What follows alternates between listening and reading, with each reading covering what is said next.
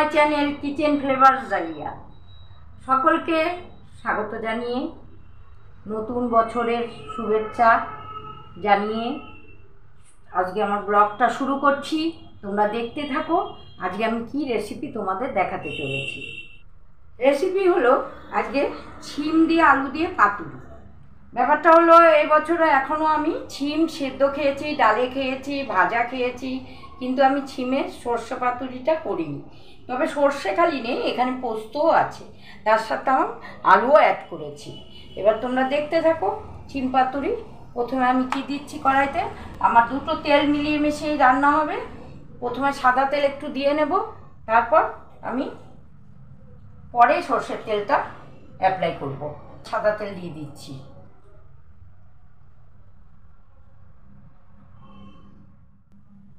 প্রথমে আমি এখানে একটা বড় আলু আর একটা ছোটো আলু কেটে রেখেছিলাম, সেটাকে আমি একটু ভেজে তুলে নেব। আলুটা সেদ্ধ হওয়ার জন্য, ভাজা ভাজা হওয়ার জন্য আমি ঢেকে দিচ্ছি। এবার আচ্ছা, এখানে আমি 1.5 চামচ সর্ষে নিয়েছি, 1 চামচ পোস্ত নিয়েছি, 6টা কাঁচা লঙ্কা নিয়েছি আর 5 কোয়া রসুন নিয়েছি। এটা আমি মিক্সিং জারে নিয়ে পেস্ট করে নিয়েছি। এবার সোমবারে যাবে, রসুন থেতো করে নিয়েছি আর কালো জিরা নিয়েছি, এগুলো সোমবারে যাবে। এরপর লাগছে পরিমাণ মতো হলুদ, পরিমাণ মতো হলুদ, পরিমাণ মতো চিনি, আর লাস্টে আমি সরষের তেলটা অ্যাপ্লাই করব। এবার তোমরা রেসিপিটা পুরো দেখতে পাবে। ঢাকনাটা তুলে নিলাম, আলুটা ভাজা ভাজা হয়ে গেছে। এবার আলুটা আমি একটু তুলে নেব। সর্ষের তেল দিয়ে দিলাম, এখন অল্প দেব।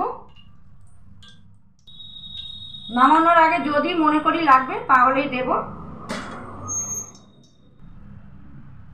দিয়ে দিচ্ছি কালো জিরে, দিয়ে দিলাম থেতো করা রসুন।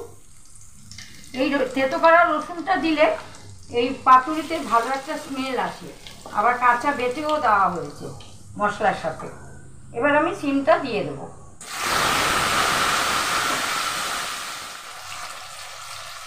ঢেকে দিচ্ছি, সিমটা একটু মজে আসবে। ঢাকনাটা তুলে নিচ্ছি, সিমটা ভাজা ভাজা হয়ে গেছে।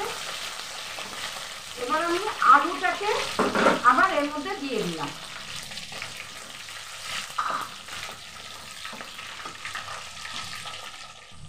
পরিমাণ মতো হলুদ আমি পেস্টের মধ্যে দিয়ে দিলাম। দিয়ে দিচ্ছি মশলার পেস্টটা।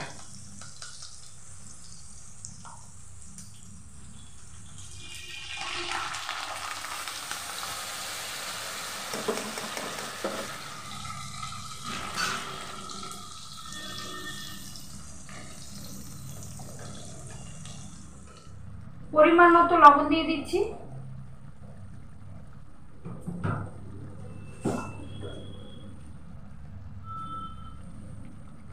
চিনি দিয়ে দিচ্ছি একটু পরিমাণ মতো।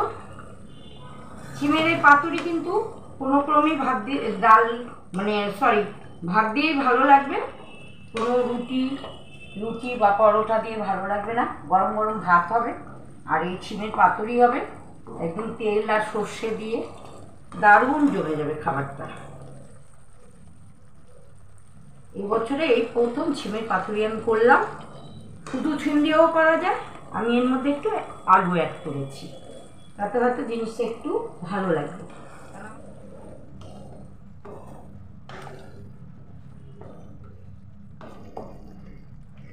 এবার একটু হতে থাকুক, আমি একটু ঢেকে দিচ্ছি।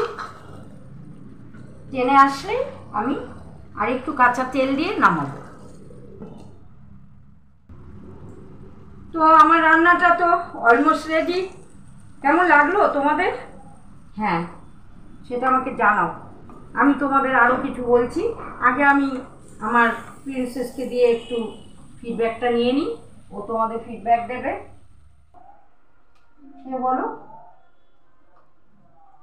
গরম একটু দেখে খাও।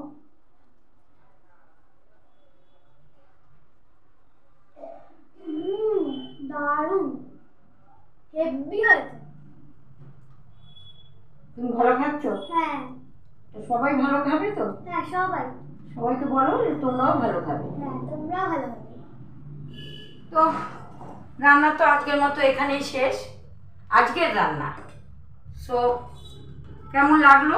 যদি ভালো লেগে থাকে অবশ্যই একটা লাইক করে দিও, আর কমেন্টে কিছু জানানোর হলে জানিয়ে দিও।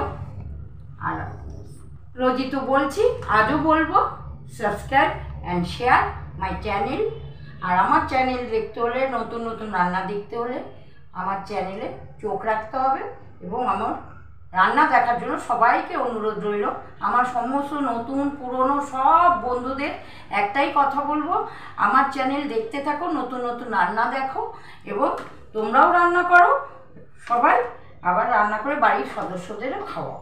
তো আজকে রান্না এখানে শেষ করছি। নেক্সট আবার একটা নতুন কোনো রান্না নিয়ে আমি তোমাদের সামনে আসবো। আজকের মতো ছোটদের ভালোবাসা, বন্ধুদের ভালোবাসা জানিয়ে, বড়দের প্রণাম জানিয়ে আজকের মতো রেসিপি এখানেই শেষ করি। তাহলে টাটা, বাই বাই।